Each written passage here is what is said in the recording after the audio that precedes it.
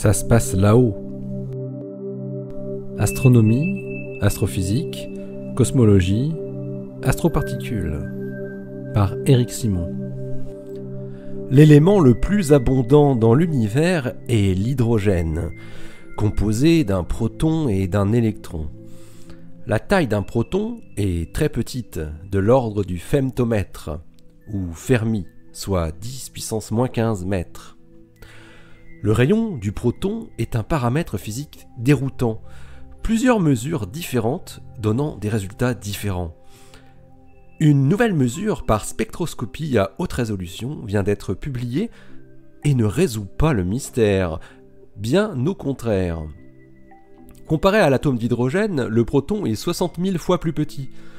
De nombreuses expériences se sont essayées à mesurer sa taille, son rayon pour être exact, avec la plus grande précision possible. Mais depuis 2010, il faut bien avouer que les physiciens se grattent la tête, pour ceux qui ont encore des cheveux. Cette année-là, une expérience très sophistiquée avait mesuré la taille du proton en remplaçant l'électron par un muon et avait déduit un rayon du proton 4% plus petit que ce qui était obtenu jusque-là à partir d'expériences de spectroscopie et de diffusion électron-proton sur l'hydrogène normal. Aujourd'hui, une nouvelle mesure vient d'être publiée dans Science par une équipe germano-russe menée par le physicien Axel Beyer du Max Planck Institut für Quantenoptik, et le résultat va plutôt dans le sens d'un rayon du proton faible, donc dans le sens de la mesure faite en 2010 avec de l'hydrogène muonique.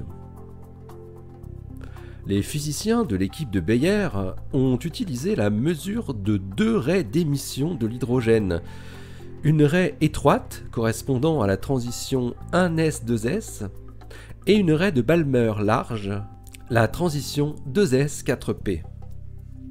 Ces mesures leur permettent de déduire la valeur du rayon du proton. De plus, le spectre qu'ils mesurent leur permet également de déterminer la valeur d'une constante fondamentale, parmi les constantes les mieux connues, la constante de Rydberg, R infini. Et ils trouvent sur cette constante un écart significatif de 3,3 sigma par rapport à la valeur admise.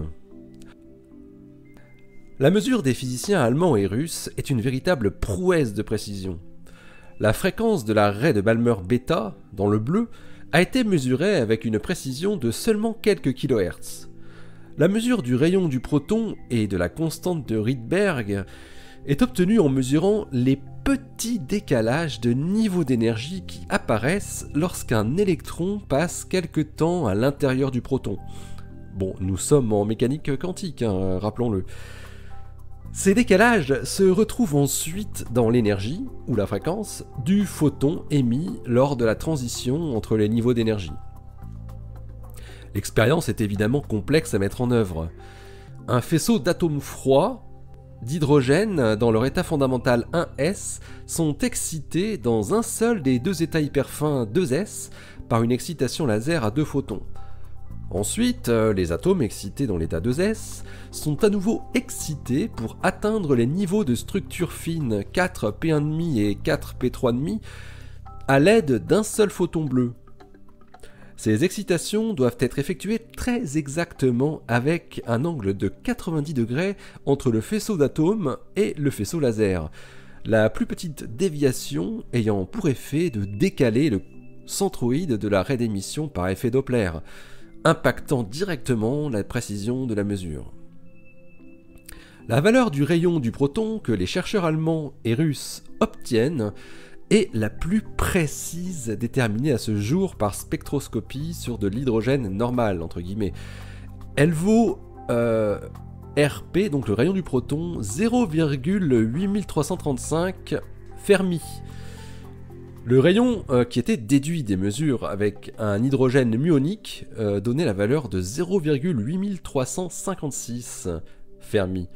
Et la valeur officielle théorique du modèle standard est de 0,8745 Fermi. Personne ne comprend aujourd'hui d'où vient cet écart. D'autres mesures sont vraiment nécessaires pour enfin comprendre pourquoi la taille du proton semble différer de plusieurs pourcents entre la théorie et l'expérience, et entre expériences différentes. Plusieurs expériences de spectroscopie ainsi que de diffusion électron-proton et de diffusion muon-proton sont actuellement en cours.